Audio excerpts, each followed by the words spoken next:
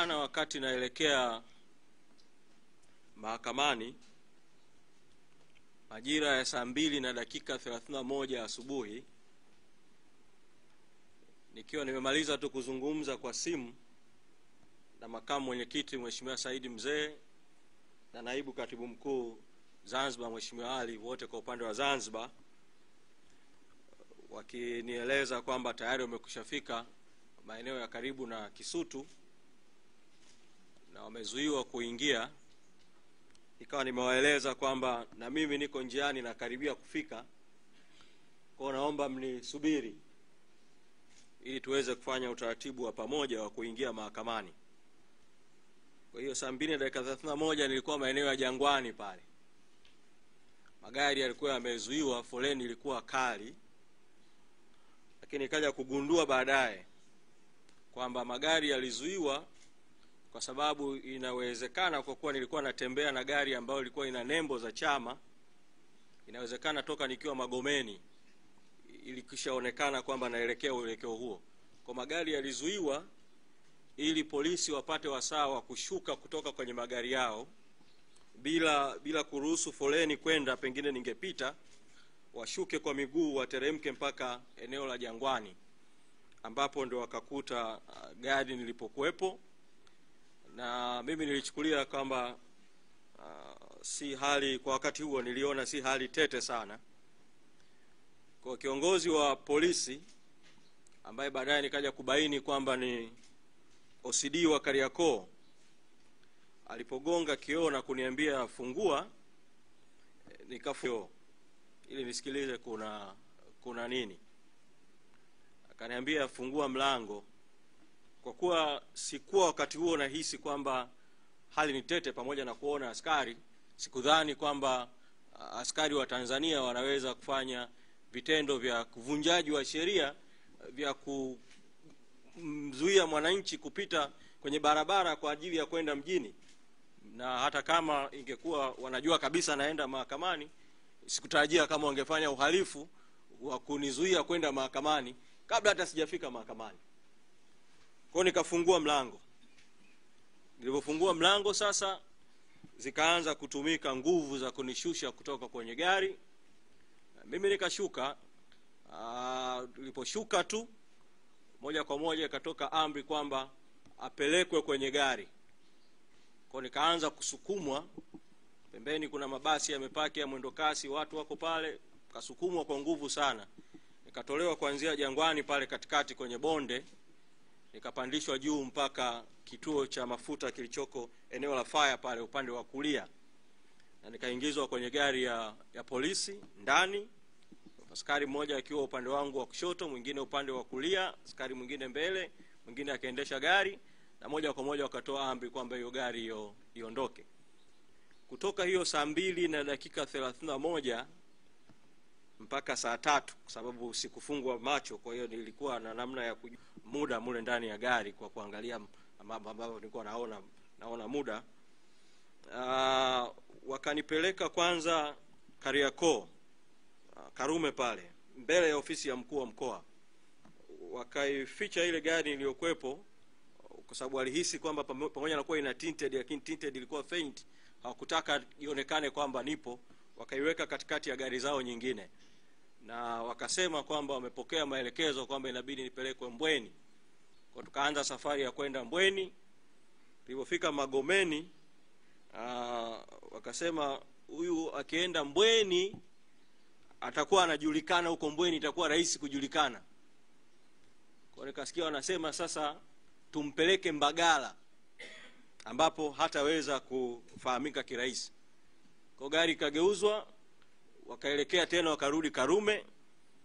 Walipofika Karume wakapaki gari, akapigiwa simu mtu ambaye baadaye nikamfahamu kwamba alipokuja kwamba ni OC CID Msimbazi, anaitwa Bernard.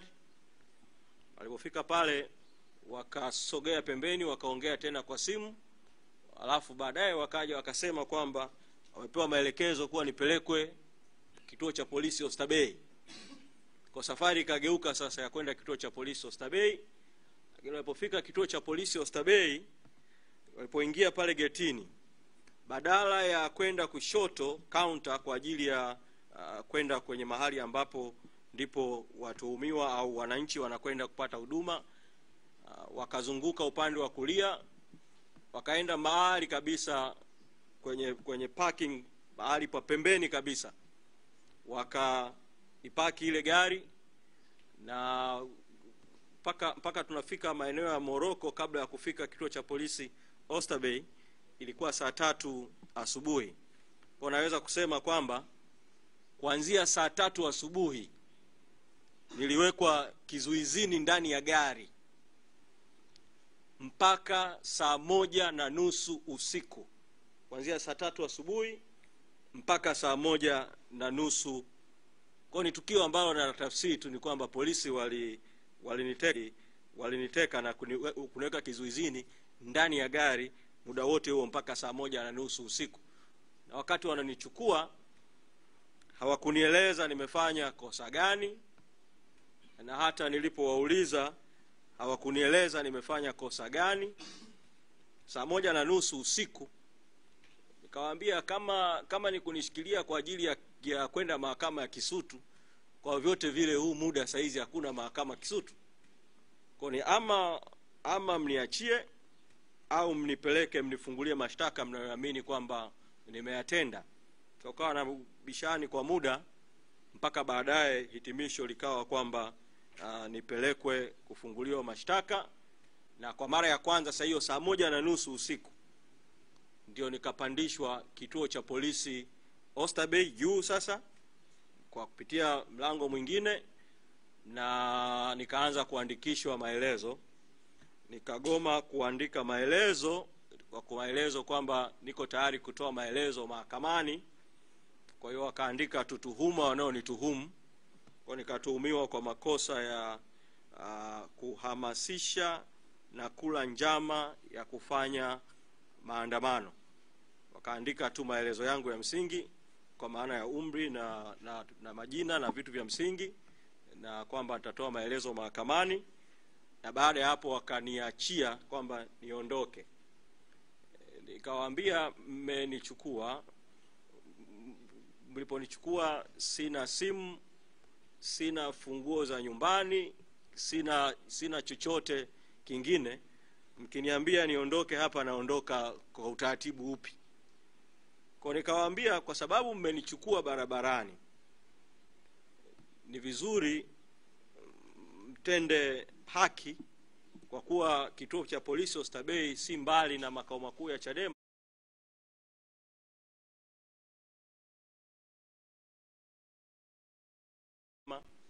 Mnipeleke makao makuu ya Chadema. Kawa na mazungumzo ya muda mrefu na mashauriano mengine. Hatimaye mida ya saa 2 na ushe, zaidi ya saa 2 kidogo, wakanileta hapa makao makuu ya chama. Kwa nimesema kwamba katika hali ya kuwasikiliza wenzangu waliopigwa na kuumizwa na madhila waliowakuta, sikuwa nastahiki kwa kweli kusimulia kisa hiki. Lakini kisa hiki kinatoa kielelezo cha kwamba kumbe polisi wa Tanzania wana tabia ya kuteka watu na kutowapeleka kwenye vituo vya polisi na kuwaweka kizini kwa njia nyingine wanazozijua wao, hali ambayo sasa inatoa mianya.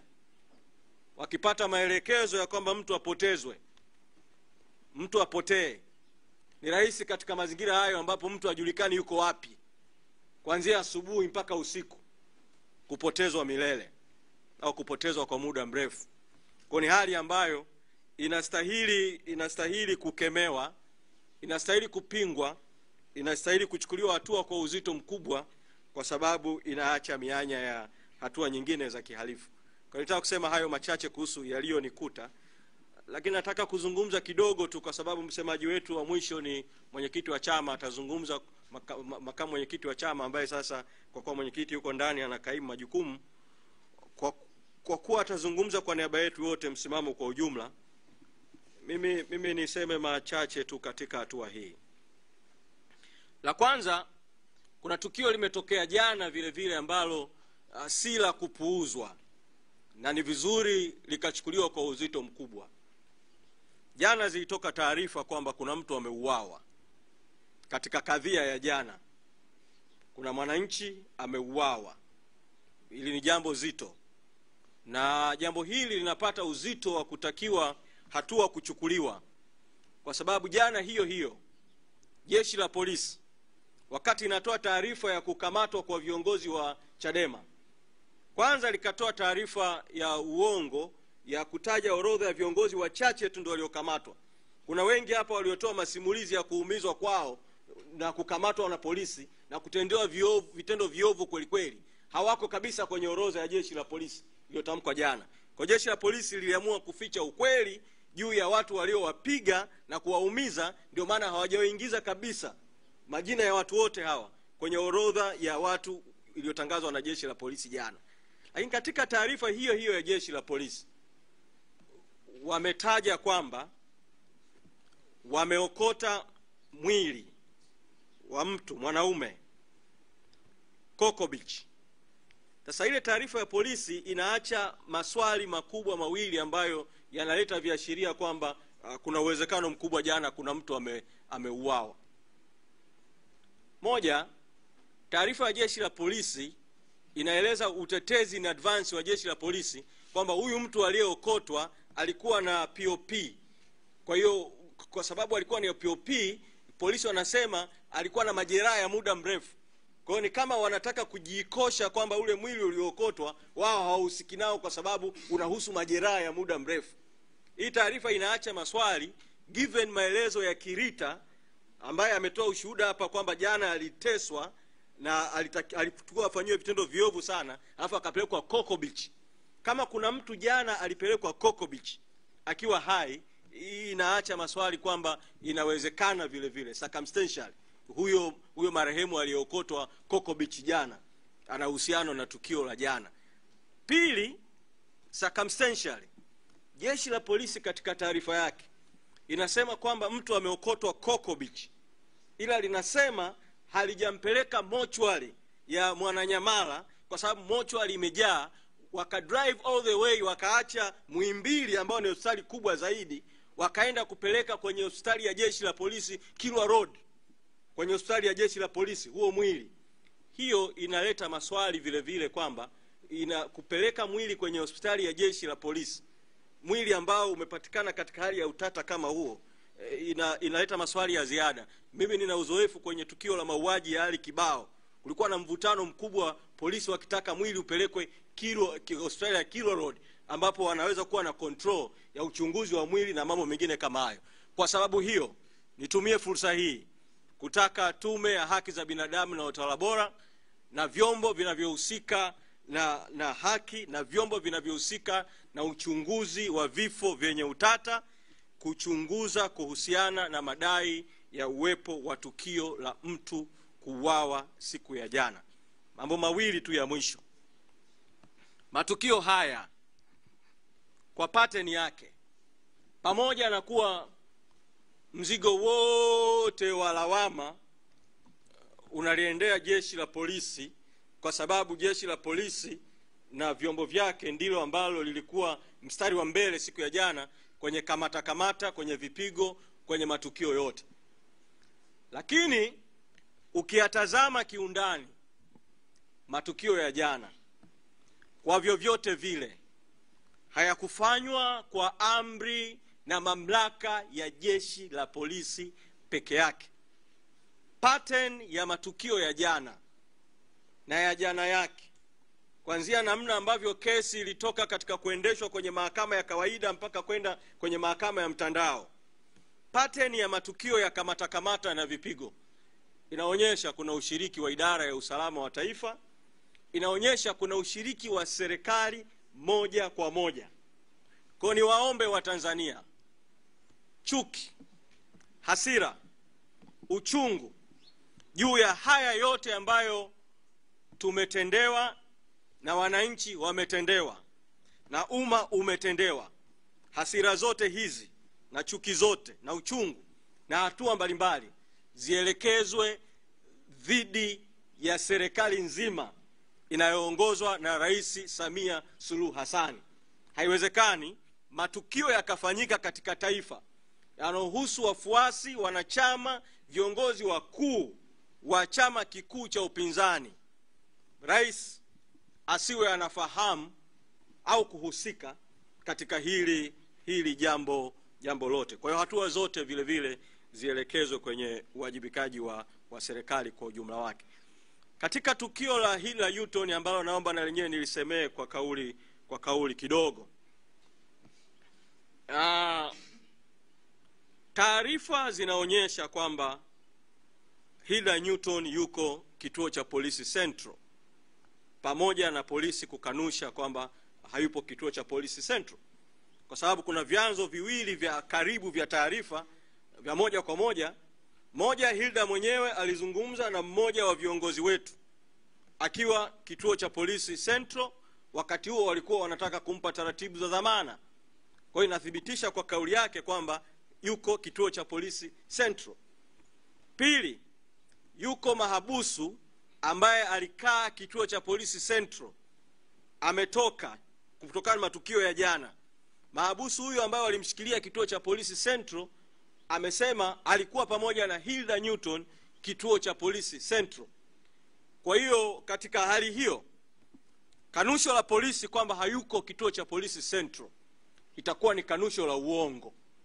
Kwa kuwa alipelekwa kituo cha polisi Central na akaingizwa kituo cha polisi Central, jeshi la polisi kupitia kwa mkuu wa jeshi la polisi lieleze ni sababu zipi zinafanya mpaka sasa Hilda Newton aendelee kushikiliwa na Hilda Newton aachiwe huru mara moja, kama ambavyo watuhumiwa wanaodaiwa kuwa watuhumiwa wa matukio yote ya jana, wengi wao sehemu kubwa mpaka sasa hatuna taarifa zaidi ya Hilda Newton nani mwingine yuko kwenye kituo cha polisi.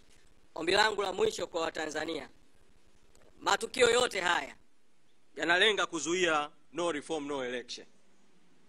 Bila mabadiliko hakuna uchaguzi. Matukio ya kukamatwa kwa Lissu, matukio ya Chadema kubambikiziwa kesi mahakamani, matukio ya viongozi kupigwa, matukio ya chama kushambuliwa kushoto na kulia kwa njia mbalimbali, ni mpango wa dola kudhibiti no reform no election. Bila mabadiliko hakuna uchaguzi. Katika hali hiyo, tutakuwa tumeingia kwenye kufanikisha mpango wao kama tukirudi nyuma kwenye no reform no election, na kama tukipata hofu kwa sababu wenzetu wameumizwa. Matukio haya yaendelee kutupa sababu zaidi, kila kesi ya Lissu ikitajwa mahakamani, kwenda mahakamani kwa wingi zaidi, lakini wakati huo tukiendelea na mapambano ya no reform no election. Asanteni sana.